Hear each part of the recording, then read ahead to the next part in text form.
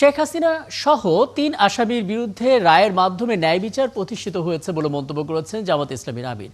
মঙ্গলবার রাতে তিনি বলেন, রায়ের মধ্য দিয়ে স্বজন হারানো পরিবারের কষ্ট কিছুটা হলেও লাঘব হবে, আর সরকার গঠন করতে পারলে দুর্নীতিমুক্ত দেশ গঠন করবে জামাত।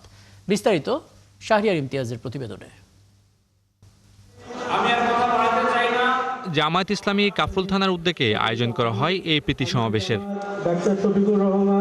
এখানে প্রধান অতিথি হিসেবে বক্তব্য দেন জামাতের আমির। বলেন, শেখ হাসিনা সহ ৩ আসামির বিরুদ্ধে রায়ের মাধ্যমে ন্যায় বিচার প্রতিষ্ঠিত হয়েছে। একটা মামলার রায় হয়েছে, আমরা মনে করি এর মধ্য দিয়ে মজলুমানের কান্না কিছু হলেও থামবে ইনশাআল্লাহ। স্বজনহারা পরিবারগুলো সাময়িক কিছু সান্ত্বনা পাবে।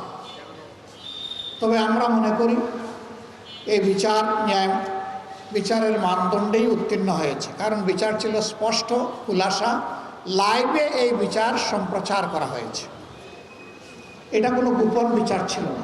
বিগত সরকার দেশের সকল অর্থ ব্যবস্থাকে ধ্বংস করেছে। জামাত সরকার গঠন করলে দুর্নীতিমুক্ত দেশ গঠন করবে বলে জানায় দলটির আমির।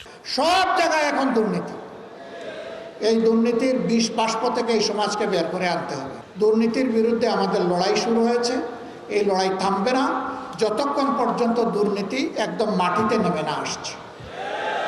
এখন দুর্নীতি আকাশচুম্বী, সমাজের রন্ধ্রে, রগে, শিরায়, উপশিরায়, ধমনীতে, ক্যাপিলারিতে। আগামী নির্বাচনে রাজনৈতিক দলগুলো পেশি ব্যবহার করলে তা প্রতিহতেরও হুঁশিয়ারি দেন তিনি। আগামীতে একটি পরিচ্ছন্ন বাংলাদেশ আমরা গড়ব। শাহরিয়ার ইমতিয়াজ, ৭১, ঢাকা।